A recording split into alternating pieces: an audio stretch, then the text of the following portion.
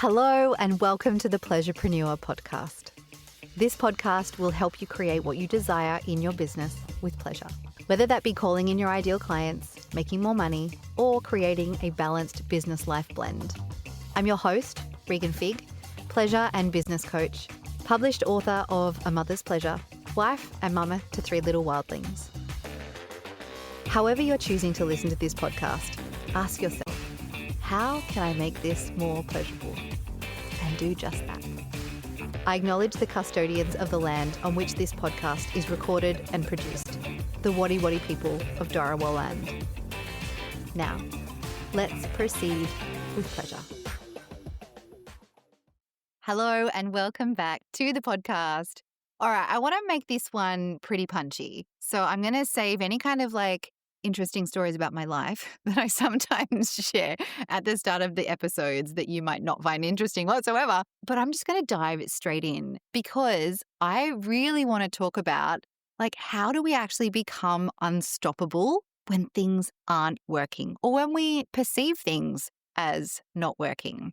Yeah, this is something that I see really slows people down and really creates so much resistance and so much speed humps on the way to your vision, on the way to your financial milestones, on the way to achieving, having, creating, being whatever it is that you want in your business. How do we become unstoppable? And how do we move through the periods where it feels as though things aren't working? I've had a recent experience of this year. And so it was a great reminder for me. And then I've also just had a conversation with a client about this for her as well. And she was sharing that, at the start of the month, because technically she's starting at 0 for her sales, at the start of the month, she starts at 0. And so she can find herself getting a little bit stuck in the mind drama of it's not working. I don't know what I'm doing. I'm not good at what I do.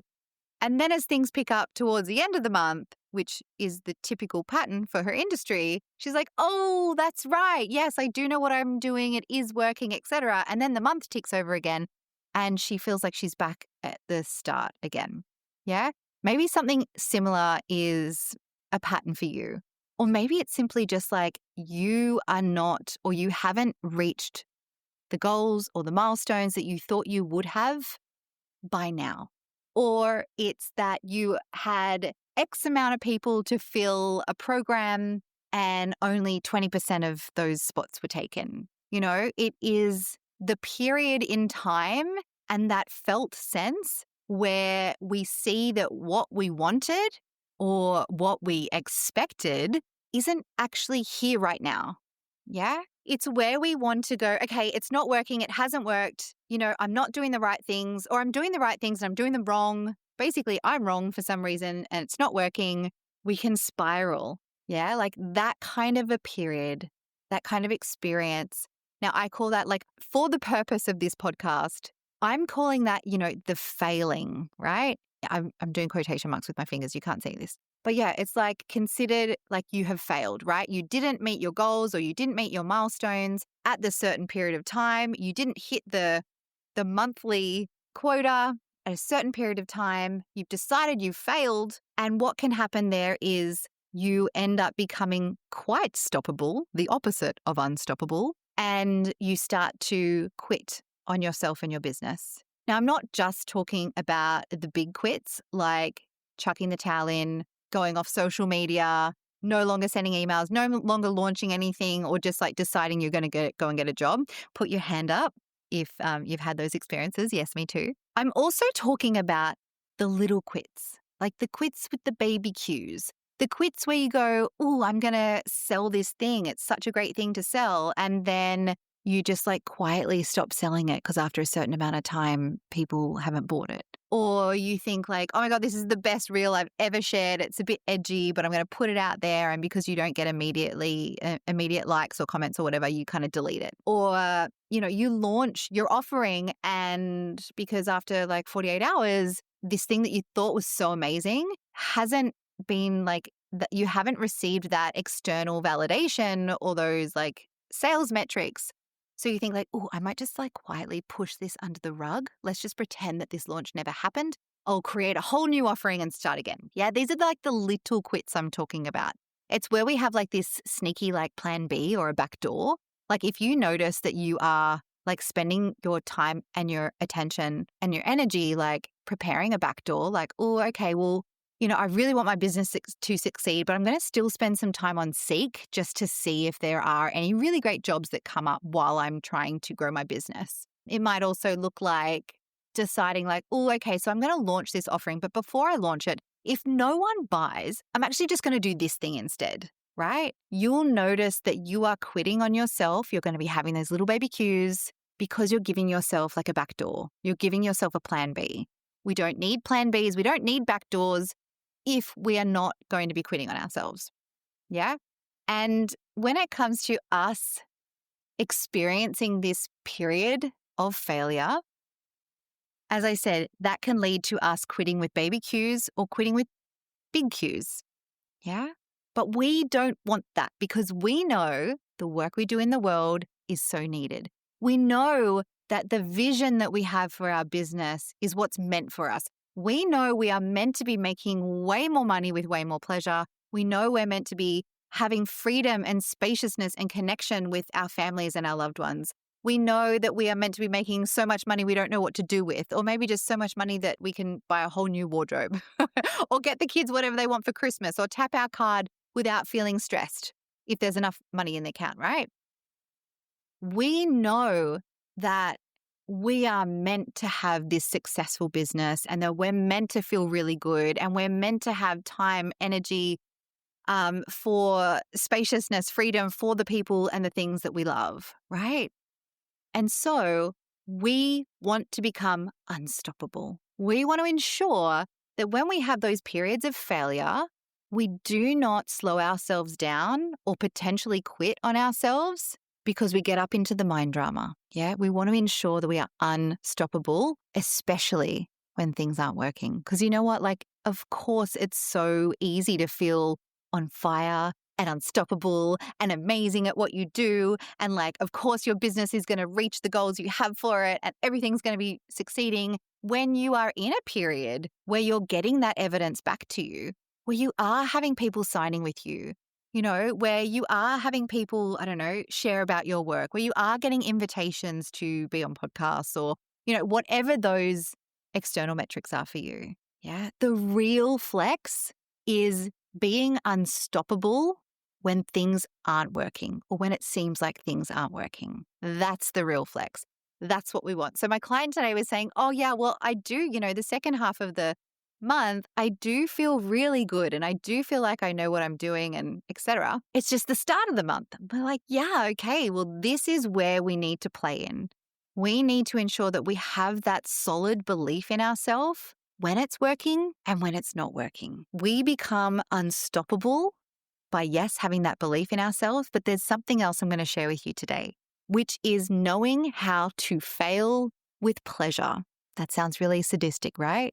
But it's true. Like, if we know how to fail with pleasure, we become unstoppable.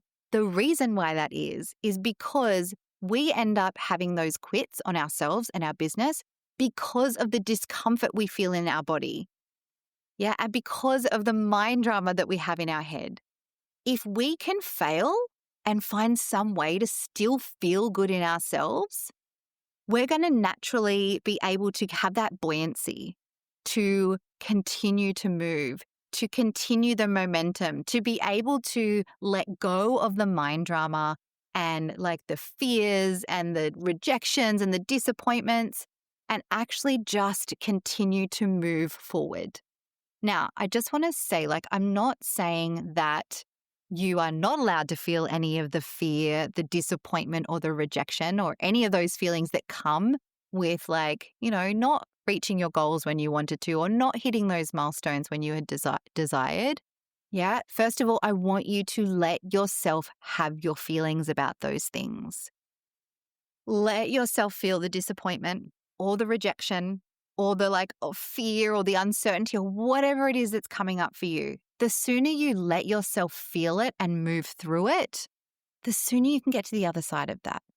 Now, for me, sometimes that looks like writing it all out, like writing out all my frustrations and all my fears and all my disappointments, like writing them all out, like not perhaps my entire life's work, but just like whatever those ones are for that particular thing, right? Or different strokes for different folks, whatever you want to do. But I would invite you to just get it all out on paper. If you're not a writing kind of girl, maybe you just want to leave yourself some voice memos on your phone. Let it all come out. Let all those feelings come out. Let yourself feel the feelings. Let yourself have the tears, the tantrums, the like sooky kind of experience. We always gave ourselves 24 hours after, like, I grew up as a dancer, right? And we would always give ourselves like 24 hours if we didn't achieve what we wanted, like if we didn't, get the gold or whatever, we would be allowed that 24 hours to really sook and be grumpy about it. And then after that 24 hours, we've gotten rid of all those feelings.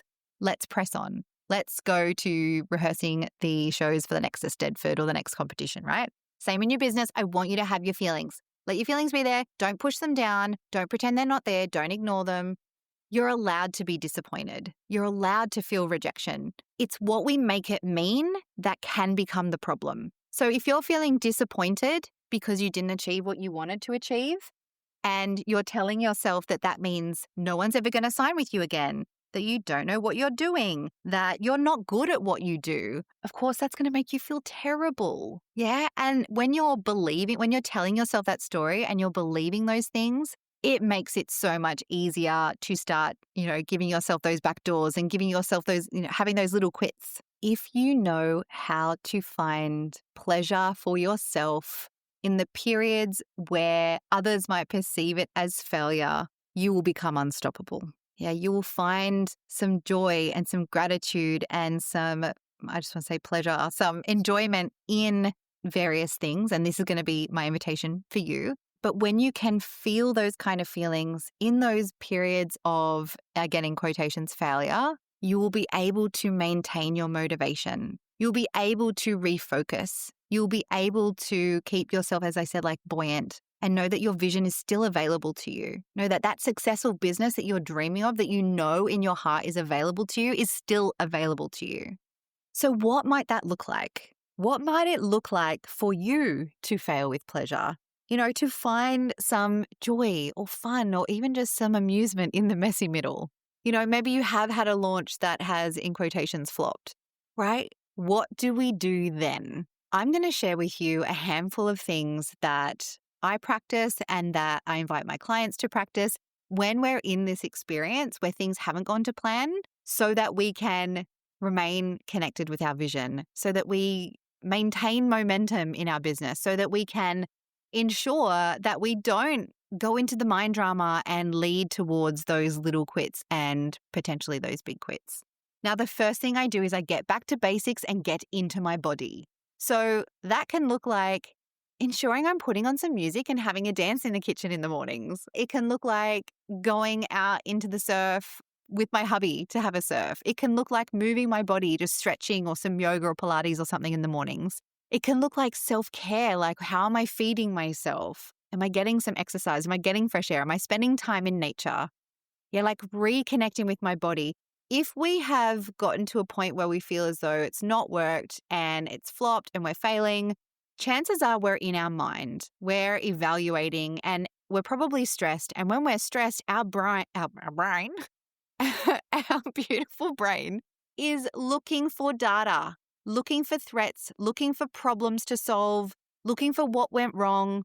And so when we can be in this evaluation stage, if we're looking at it from a place of things have gone wrong, we've failed, etc., we're in our brain, we're in our heads, we're not operating below the neck. So that's why we want to get below the neck and into our body, get out into nature, do things that feel good for us, fuel our body, move our body, let our energy flow. And don't forget, we also want to ensure that we're processing those feelings. Like that's kind of number one, right? Number two is really channeling generosity. So chances are if something hasn't gone to plan, what will make me feel better is actually being of service rather than coming from a place of, I want to make it work for me. How come it didn't work for me? And looking at how can I make this work for me? Like, how can I actually be of service to somebody else? Also, too, if there has been something that you've wanted to run or facilitate and maybe it hasn't worked out, maybe you've got some space ahead of you that you didn't anticipate. So maybe that means you have some time and energy and attention that you can give to others. That might look like giving extra love to your clients, your current clients. It might look like giving extra love to your audience and like bringing that home, like giving some love and attention and energy to those that you love at home. How can I channel more generosity? That makes me feel good. When you're generous, you can't not feel good, right? So if you are in that messy middle, like asking, how can I be generous right now? Number 3 is anchoring into gratitude and celebration. Now, this might sound a little bit cliche of like, oh, okay, when things don't go to plan, you just have to like kind of toxic positivity over the top of it and like, oh, well, what can I actually be grateful for? Don't skip the feelings part. Yeah. But do invite yourself to come back from a place of retrospect and consider like, well, what can I be grateful for? And what can I celebrate? Because I do not doubt that if you have done something where you have potentially, and again, in quotations, failed, or you're in that messy middle and something hasn't worked out and it feels like it's not working, you have then put yourself in a place, in a position, you've done something that's kind of risky. You've put yourself out there, you've taken a bold move. That deserves celebration and gratitude. That means you've been courageous. That means that I bet there are things that have worked. What have you created or achieved or become? I think about this when I have had launches in the past that haven't gone to plan. It's like, okay, cool. What can I celebrate? What can I be grateful for? And usually it's things like creating new connections and relationships with people, deepening into my work and my content, having more eyes on the work that I do, growing my community, things like that. Like I love people. I love talking to people. I love having conversations with people. I love having different relationships in my life. So that's a big one for me. So what might it be for you? What can you celebrate and be grateful for in retrospect of this, perceived fail? All right, number 4, this is one of my favorites. This is like claiming the certainty of your vision. Now, there is a whole bunch of different questions that I can ask my clients to help them like get into this space where it's like, oh, actually, my success is inevitable. My vision is certain. Like what I know I'm here to create is still possible for me. This is not a setback. I haven't gone back to zero. I haven't like now got to start again. I am actually, and I'll talk about this in our last point, how we've like kind of continued to grow our success, but I am actually deciding that I'm destined for my vision, even if this one thing hasn't gone to plan or there's multiple things, right? So one of the questions that I do ask myself and I invite my clients to ask is the question of what wonderful things. I call it what wonderful things. What wonderful things are happening in the background that you have no idea about are happening?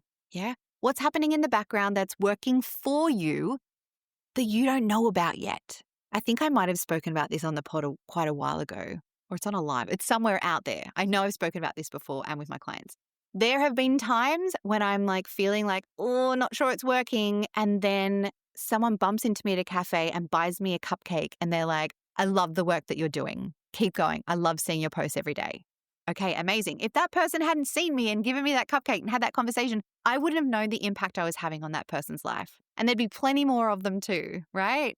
Another time I was talking with one of my friends. She'd been to a women's circle and she overheard 2 women talking about my book and talking about the work I was doing and how talking good things about it. If she hadn't been at that circle, she wouldn't have heard that conversation. I wouldn't have then heard about that conversation. There are things happening for you in the background that you have no idea about.